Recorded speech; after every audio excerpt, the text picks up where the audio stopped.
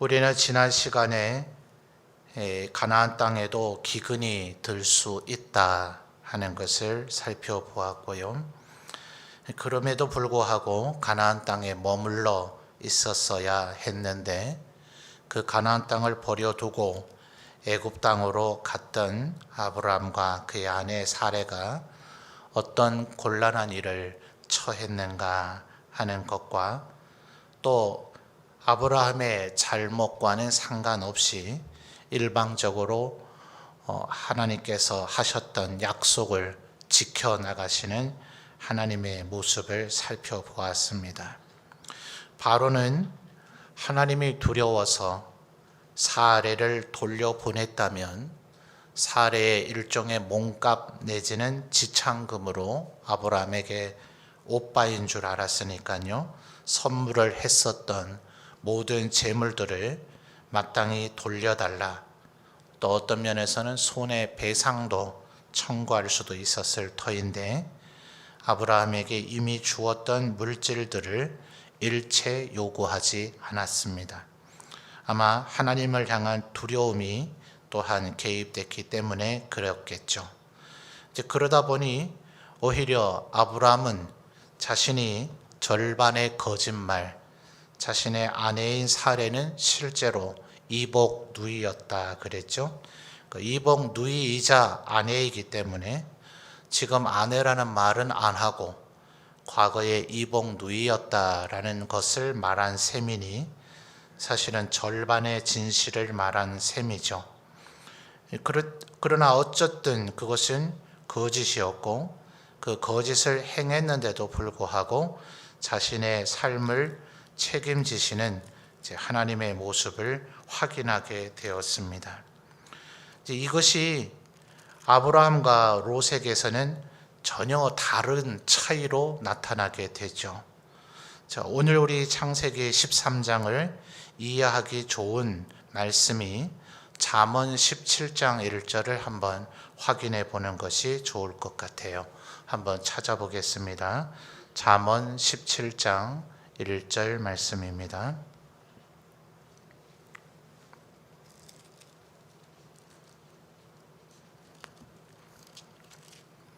구약성경 929페이지 잠언 17장 1절 말씀. 다 같이 함께 한 목소리로 봉독하겠습니다.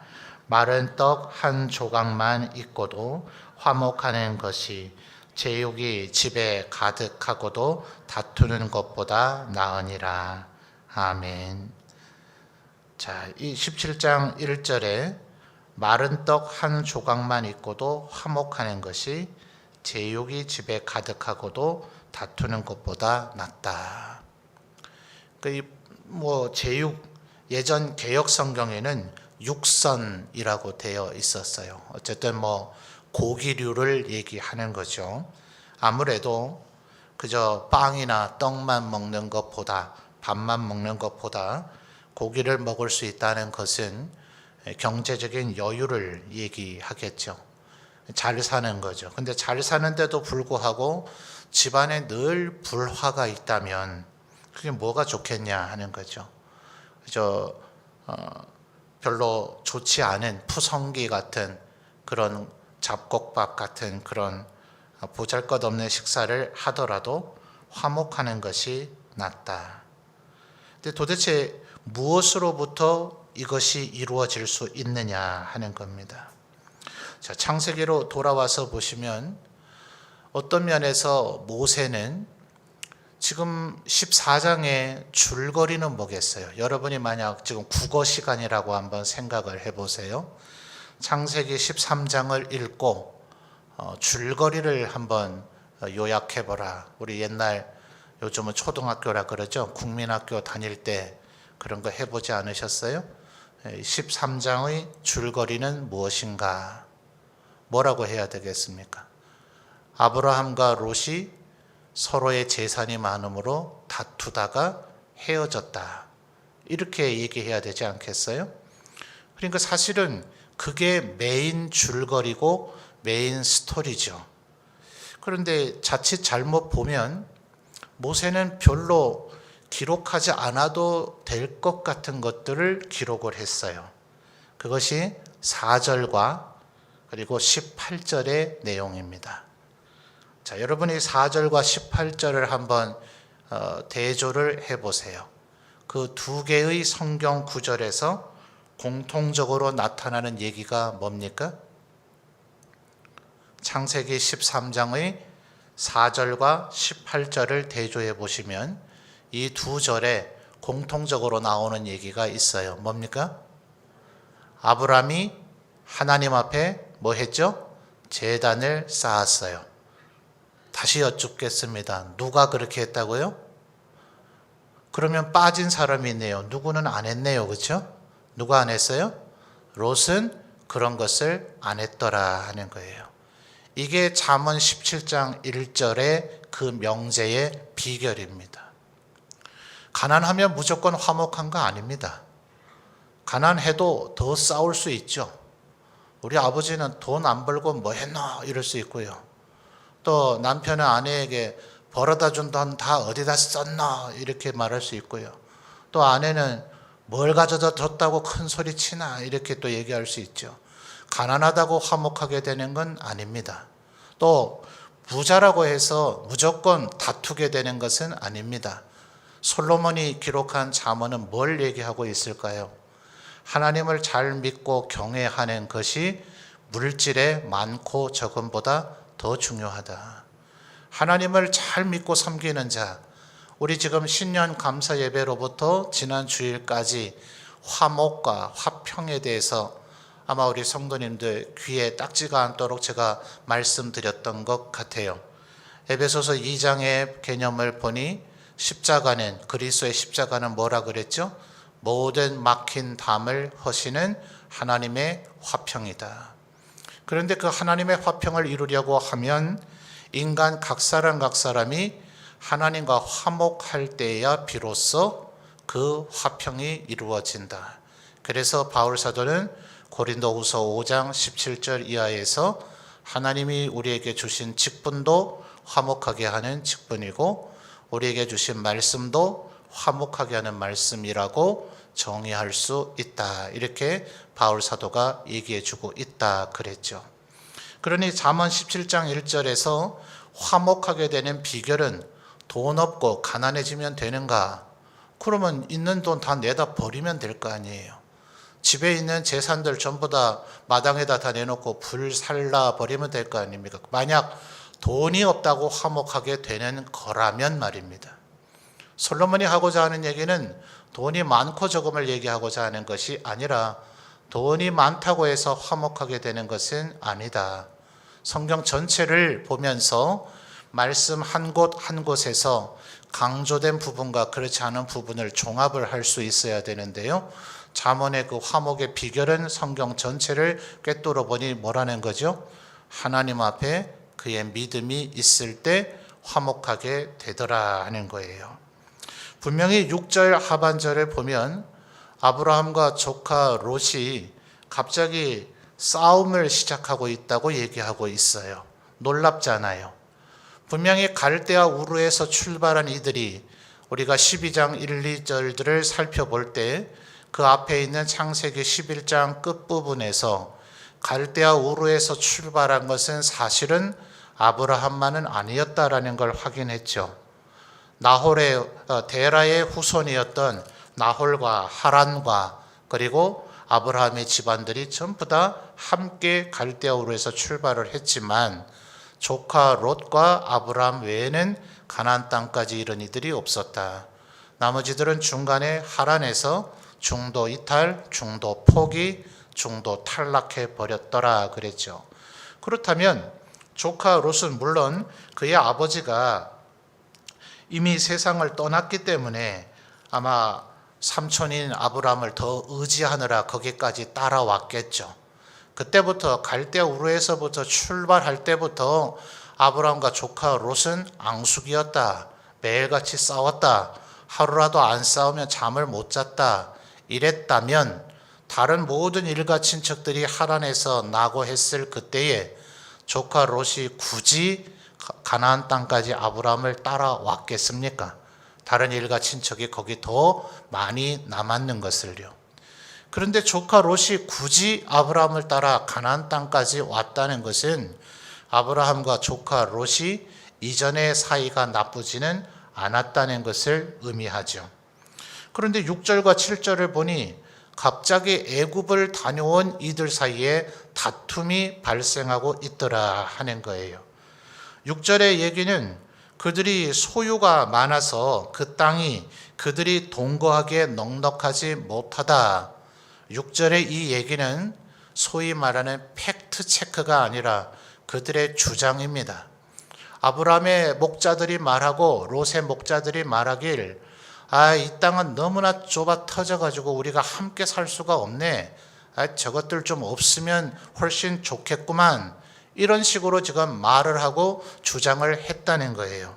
왜 제가 굳이 팩트 체크가 아니라 그들의 주장에 불과하다라고 말씀을 드리느냐 하면 7절 하반절을 보시면 그들이 다투고 있는 그 소위 공간이 너무 좁아서 못 살겠다라고 말하는 그 공간에는 아브라함과 조카 롯의 집안만 있었던 것이 아니라고 7절 하반절은 얘기해 주고 있죠. 또 가나안 사람과 브리스 사람도 그 땅에 거주했다 그래요. 자, 그러면 정작 이 땅이 가축을 치기에 정말 비좁고 복잡하고 동거하기가 도무지 못할 곳이라면 누가 성질을 내야 마땅합니까? 가나안 사람과 브리스 사람이 성질을 내야 마땅하죠. 아브라함이나 롯이나 어느 날 갑자기 나타난 불청객들 아닙니까? 애초부터 그 땅에 살고 있지도 않던 이들이 어느 날 휙 나타났던 것 같기는 하더만은 어느 날 애굽으로 사라졌다더니 또다시 나타나가지고 자기들 앞에서 저기들끼리 싸우고 있는 모습이 얼마나 볼상사나웠겠어요. 가나안 사람과 브리스 사람은 안 싸우고 있는데 지금 그 땅에 늘 거류민이라 불려지게 되죠. 아브라함과 조카 롯은 아브라함은 하나님으로부터 이 땅을 받을 것이라는 약속을 받고 왔는지는 모르겠지만 가나안 사람과 브리스 사람은 그런 얘기 몰라요. 수천 년 전부터 여기 살고 있는 사람은 오히려 가나안 사람과 브리스 사람들이었어요. 이 사람들에게 아브라함과 조카 롯은 갈대아 우르 사람이지 가나안 사람이 아니었습니다. 수십 년 이 땅에 살고 난 후에도 아브라함은 언제나 거류민이라고 불려졌지 가나안 사람이라고 불려지지를 못했습니다. 그런데 어디서 보도 듣도 못한, 좀 거칠게 말해볼까요? 떨거지들이 와가지고 저끼리 싸우고 있어요.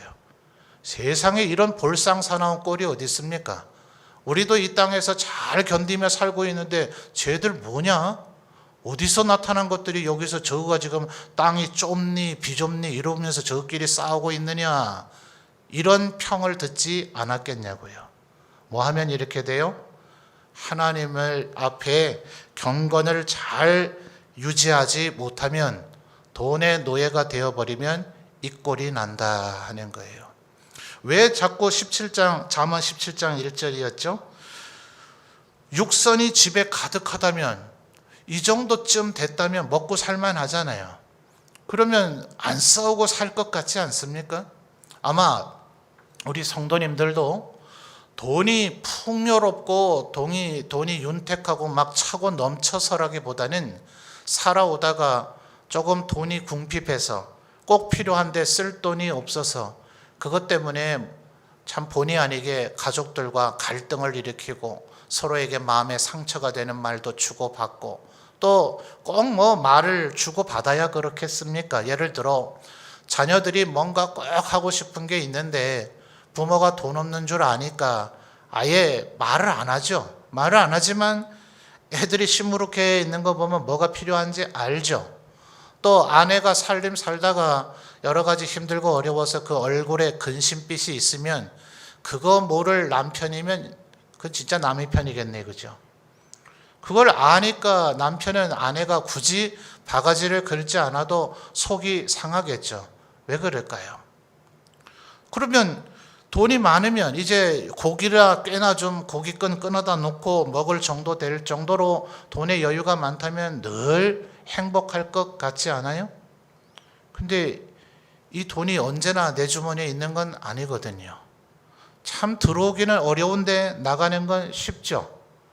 뭐 월급 생활하는 분들 하는 말이 월급날은 기쁘기도 하고 슬프기도 한 날이라면서요. 내일이 월급날이라 하면 이제 얼마가 들어오겠구나 싶은데 분명히 들어온 것 같기는 같은데 없다면서요.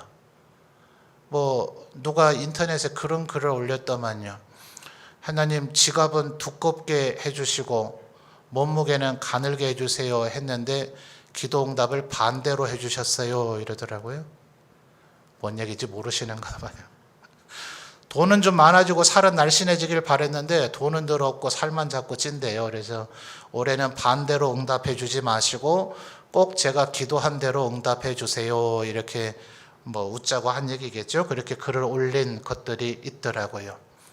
아마 예수님을 믿든 안 믿든 신앙생활을 오래 했든 짧게 했든 이 문제는 우리가 죽을 때까지 우리의 삶에서 완전히 극복되어지고 완전히 해결되기는 쉽지 않을 겁니다. 그런데 지금 아브라함은 조금 다른 모습을 보여주죠.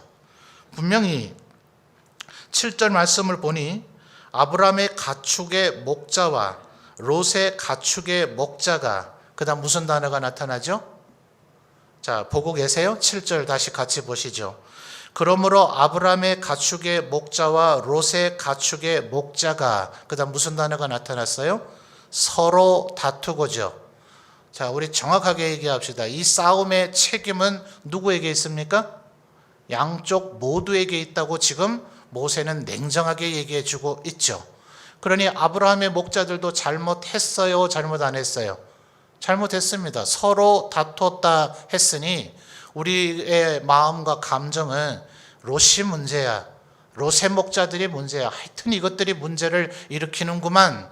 이렇게 단정짓고 싶겠지만 성경은 정확히 아브라함의 목자들도 별반 다르지 않았다. 양쪽 모두가 돈의 노예가 되어지고 있었다라고 지금 얘기를 해주고 있는 거예요. 그런데 딱 한 사람 아브라함이 어떻게 잘못 이해하면 굉장히 좀 허세를 부리고 있죠. 삼촌이라서 조카에게 큰 아주 인심을 쓰고자 하는 것 같아요. 네가 먼저 선택해라. 9절에 그렇게 얘기하죠. 네가 좌하면 나는 우하고 네가 우하면 나는 좌하리라 하니 10절에 롯이 마치 기다리기라도 했다는 듯이 요단 들녘을 택하게 됩니다. 아브라함의 마음에 전혀 섭섭함이 없었을까요? 자, 14절 말씀을 보시면 14절의 상반절에 네 단어는 없어도 아무런 문제가 없잖아요. 굳이 모세가 이걸 왜 기록했을까요? 자, 13절 보세요. 13절 소돔 사람은 여호와 앞에 악하며 큰 죄인이었더라. 이렇게 말하고 나서 14절에 롯이 아브라함을 떠난 후에 여기까지 기록 안 했어도 문장에 전혀 문제 없어요. 13절 후에 여호와께서 아브라함에게 이르시되 이렇게 그냥 얘기해도 됩니다. 굳이 여호와께서 아브라함에게 얘기하실 때는 이 우리가 13절 1절에서 13절까지를 안 읽었으면 모를까? 읽었기 때문에 굳이 14절 상반절에서 롯이 아브라함을 떠난 후에라는 설명을 우리에게 해주지 않아도 롯이 아브라함을 떠났구나라는 거 모를 사람이 있겠습니까? 없겠습니까? 없죠. 누구라도 알고 있는 상황이에요. 그런데 굳이 모세는 롯이 아브라함을 떠난 후에 여호와께서 모세에게 이르셨다라고 얘기하고 있어요. 아브라함의 마음에도 그까지 물질이야 이 소와 양이나 이런 가축들 어디서 키운들 어떠냐 하나님께서 알아서 지켜주신다는 믿음이 있으나 그 믿음이 여러분 자꾸 우리 믿음을 너무 100%의 믿음이 돼야 될 거라고 될 것이라고 돼야 된다고 그렇게만 생각하지 마세요. 우리는 영화롭게 되지는 못합니다. 이 세상에서 끊임없이 성화, 거룩하게 되려고 우리는 성령의 은혜를 의지하지만 하나님께서 우리를 견인해 주지 않으시면 성령 충만했다 싶은 그날 우리는 또 쓰러지고 또 넘어지고 죄를 짓고 있는 나를 발견하게 될 겁니다. 그러니 내 마음속에 약간의 불신앙이 뒤섞여 있다 해서 나는 믿음 없는 자인가 형편없는 자인가 너무 그렇게 스스로를 정죄하지는 마세요. 지금 14절의 모습을 보니 아브라함에게도 조금은 섭섭함이, 조금은 불안함이, 조금은 아쉬움이 깃들여 있는 거죠. 그러니 하나님께서 아브라함에게 말씀하세요. 14절 하반절에 북쪽과 남쪽 그리고 동쪽과 서쪽을 바라보라. 15절 보이는 땅을 내가 너와 네 자손에게 주리니 영원히 이르리라. 자, 14절 하반절과 15절에 얘기한 북쪽과 남쪽 동쪽과 서쪽으로 아브라함이 쳐다본 모든 땅 속에 10절에 롯이 가서 차지해 버리는 것과 같은 그 요단 들녘이 있습니까 없습니까? 제 질문이 너무 길어서 이해 안 되시나요? 아브라함이 쳐다본 동서남북의 요단 들녘도 들어있을까요? 들어있지 않을까요? 들어있죠? 지금 하나님께서 뭐라 그러시는 거예요? 야, 롯이 아무리 지가 가지겠다고 가봐야 그걸 주는 건 내 마음이다. 내가 너에게 준다. 그러니 너 양보 잘했다. 그것 때문에 손해볼까 조금 더 염려하지 마라. 이 땅은 애초부터 내가 너에게 주겠다고 약속했던 땅이 아니더냐 하는 거예요. 자, 아브라함에게 이 마음이 왜 생길까요? 저는 바로 그것을 오늘 성도님들이 주목했으면 좋겠어요. 이 마음은 절대로 생기지 않습니다. 오늘 이 저녁 우리가 이런 설교를 들었다 하더라도 생활하다가 여러분의 월급날이 언제인가 제가 잘 몰라서요.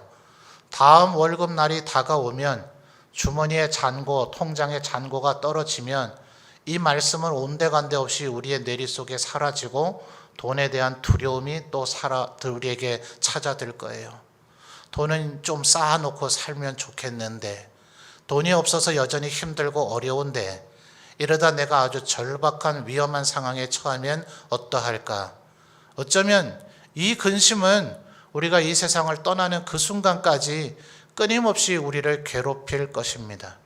하나님께서 지금 얘기하고 계시죠. 북쪽과 남쪽 그리고 동쪽과 서쪽을 바라보라. 보이는 땅을 내가 너와 네 자손에게 주리니 영원히 이르리라.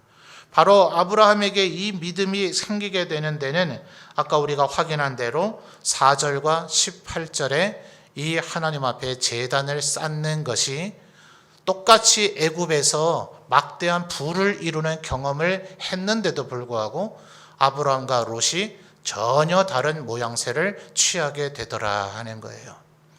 여러분, 돈이 얼마 있으면 만족하시게 될까요? 마음속에 한번 숫자를 백지수표를 제가 드렸다 생각하고 한번 기록해 보십시오.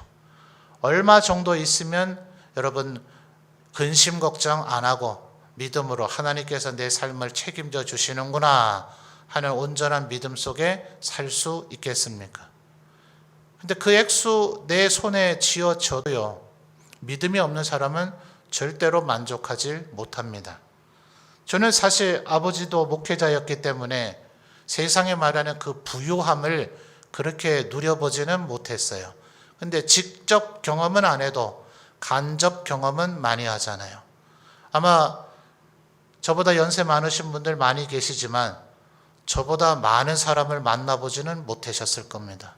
목회자의 삶의 숙명적으로 그렇죠. 많은 사람을 만나게 되고 심지어는 그들의 속내를 다 듣습니다. 모두 다가 얘기하지는 않지만, 다 얘기하지는 않겠고 다 진실이지 않을 수도 있지만 어느 정도는 얘기하고 어느 정도는 듣게 되고 이 일을 오래 하다 보면 어느 정도는 보여지고 느껴지게 됩니다. 돈이 많다고 해서 절대로 만족하지 않더라고요. 하나님께서 주시는 믿음을 소유한 사람이 물질에 초탈하게 되어집니다. 그런데 그렇지 않으면 우리가 볼 때는 차고 넘치도록 정말 썩어날 정도로 돈과 물질이 많은데도 불구하고 거지보다 더한 탐욕에 사로잡혀 살아갑니다. 그 쌓아놓은 그 수많은 돈과 재산과 물질이 조금이라도 사라질까 봐 발발발 떠는 모습을 얼마나 많이 보는지 모릅니다. 오히려 가난하고 오늘 먹을 것 없는 사람보다도 남에게 베풀지 못하고 그저 움켜쥐려고만 하는 사람들을 얼마나 많이 봤는지 모릅니다. 그런데 반대로 믿음이 있자 하나님께서 나를 도우시고 내 삶을 책임지실 것이라는 분들은 저렇게 살면 나중에 다급할 때 어떡하시려고 저럴까? 정말 대책 없는 베품과 나눔의 삶을 사는 분들도 보게 됩니다. 결정적인 차이가 바로 어디서 날까요? 바로 하나님을 제대로 만났느냐 하는 거예요.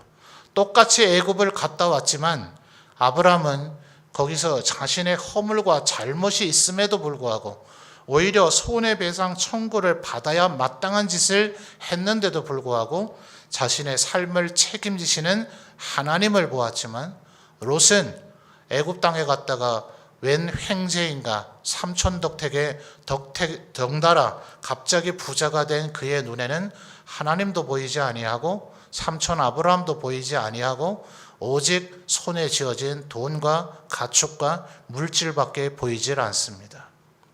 여러분, 우리가 믿음이 있느냐 없느냐, 하나님을 온전히 신뢰하느냐 아니냐, 그런 것을 떠나서라도 9절에서 아무리 삼촌이 이렇게 제안을 했더라도, 믿음이 없더라도 10절에서 최소한 조카라면 아이고 제가 아랫사람인데 어찌 감히 제가 먼저 그러겠습니까? 삼촌께서 택하시고 조금만 제게 나눠주시면 우리 목자들을 제가 잘 단도리하지 못해서 삼촌의 목자들과 다투게 됐으니 제가 죄송합니다. 대신 사과드리겠습니다. 이건 상식이고 기본 아닙니까? 이게 믿음이고 대단한 가치다. 와, 그렇게 했다고 해서 우리가 롯이 뛰어난 인격의 사람이다, 어찌 저와 같이 흠모할 만한 사람이 있느냐, 누가 그렇게 얘기하겠어요? 당연히 해야 할 말을 한 것인데요. 그런데 10절의 말씀을 보니 롯은 전혀 그런 생각을 할 생각은 없고 삼촌에게 전혀 양보할 생각 없이 삼촌이 먼저 요단 땅을 택할까 싶어서 그 땅을 얼른 차지하겠다고 얘기를 해버리더라 하는 거죠. 그런데 그 땅이 결국 어땠습니까? 12절 하반절을 보니 요단 들녘을 택한 것 같지만 결국 흘러 그는 소돔으로 가더라. 거기 택하면 뭐해요? 하나님께서 모든 자들의 것을 취해서 아브라함에게 주셔야 아브라함 것이 되는 것이지, 조카 롯이 내가 저거 가져야지 한다고 되지를 않죠. 거기는 빈 땅이 아닙니다. 요단 들녘과 같고 또 물질이 모이는 것 같고 거기 가면 잘 살 것 같은 곳에는 언제나 꼬이는 똥파리들이 있기 마련이죠. 우리가 움켜쥐려고 한다고 해서 우리가 가져가라고 누가 선뜻 내주는 세상이 아닙니다. 하나님께서 우리의 손에 쥐어주실 때 그때 비로소 우리 것이 되는 거죠. 요단꽃으로 간다 싶었지만 거기는 오히려 소돔이 깃들어져 있었습니다. 여러분, 10절 하반절에 모세가 논평하고 있는 묘한 표현을 한번 보십시오. 요단 들녘을 택했는데 그 땅은 온 땅이 물이 넉넉해서 마치 뭐와 같다 그럽니까? 여호와의 동산 같고 애굽 땅과 같다. 양면성이죠. 속지 말라는 거예요. 모세는 여호와의 동산, 에덴 동산을 얘기하죠. 봤나요? 못 봤습니다. 그 누구도 지금 모세가 이것을 기록할 때, 모세오경을 기록할 때의 말하자면 모세와 여호수아 세대의 이스라엘 백성들이 최초의 창세기를 읽어본 사람들이 되겠죠. 기록한 모세나 최초의 창세기를 읽어준 것을 들었던, 그들의 눈으로 읽었던 창세기 제1세대 독자들은 에덴 동산을 본 적이 없습니다. 다만 가장 좋은 곳이 에덴 동산과 같다고 생각을 했겠죠. 그런데 그 뒷말이 더 재밌지 않아요? 왜 하필 여기서 애굽 땅과 같다고 얘기했을까요? 누가 기록했다고요? 모세가요. 이미 광야에서 죽어버린 전 세대 40년 동안 죽었던 출애굽의 1세대들은 뭐라고 불평하기가 습관적이었죠? 우리를 왜 이 광야로 데리고 나와서 이 고생을 시키는가? 애굽 땅이 얼마나 좋았는데. 모세는 지금 뭐라 얘기합니까? 여호와의 동산 같으냐? 요단 들녘이 좋아 보이냐? 애굽 땅이 좋아 보이냐? 거기는 결국 소돔이 될 것이다. 하나님이 계신 곳, 하나님과 동행하는 곳, 하나님 앞에 제단을 쌓는 그곳이 바로 천국이고 내가 복 복받을 자리이지 돈이 많아 보이는 곳, 내가 물질을 얻을 것 같아 보이는 곳, 심지어 여호와의 동산 같아 보인다 할지라도, 애굽 땅과 같이 풍요로운 곳 같아 보인다 할지라도 그것은 결국 소돔 멸망의 땅이 될 것이다 라는 것을 모세는 지금 가르치며 이 일화를 기록하고 있는 것입니다. 사랑하는 성도 여러분, 꼭 기억하십시오. 하나님께서 이미 갈라디아서에서 뭐라고 얘기합니까? 누구든지 아브라함과 같이 믿음을 가진 자는 영적인 아브라함의 후손이다. 아브라함에게 주신 그 언약이, 그 약속이 우리에게로 이어질 것입니다. 그래서 빌립보서 4장에서 바울 사도가 뭐라고 얘기합니까? 나는 풍부에 처할 줄도 알고 궁핍에 처할 줄도 아는 일체의 비결을 배웠다. 빌립보 성도들, 너희들이 나를 도와준 건 참 잘한 일이다. 너희들이 도와주지 않아도 하나님께서는 내 삶을 책임지신다. 그러나 너희들이 도운 것은 하나님 앞에 예물을 드린 것과 같은 것이라서 하나님께서 너희들을 복 주실 것이다. 이 바울 사도의 고백과 같은 이 믿음이 우리 성도들에게 있으시기를 바랍니다. 하나님께서 우리의 하나님이 되셨고 우리를 하나님의 백성 삼아 주셨으니 하나님께서 우리의 삶을 책임져 주실 것입니다. 물론 그렇다고 해서 잠언과 전도서를 안 읽으면 안 됩니다.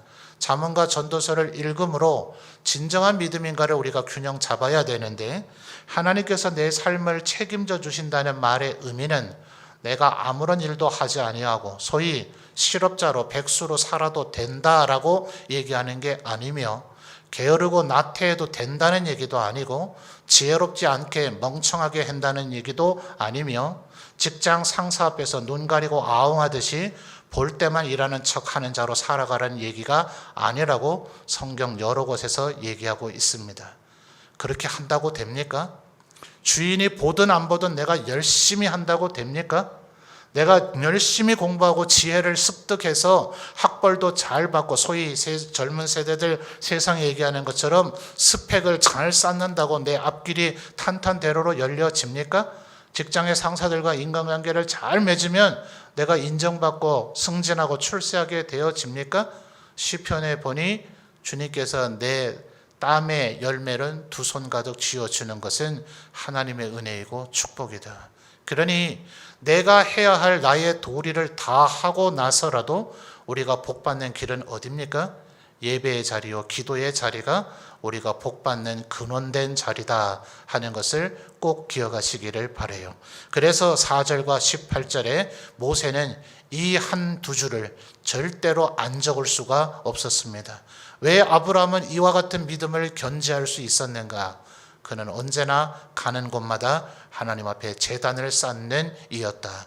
그럴 때 하나님께서 그의 믿음을 지키시고 물질의 노예가 되지 아니하고 물질을 얼마든지 주실 수 있는 하나님의 백성이 되도록 아브라함을 이끄셨더라 하는 것입니다. 바울 사도에게서 최종적으로 열매 맺어 활짝 꽃피운 풍부에도 처할 줄 알고 궁핍에도 처할 줄 아는 이 일체의 비결을 날마다 끊임없이 배워가시는 우리 모든 성도들이 되시기를 바랍니다.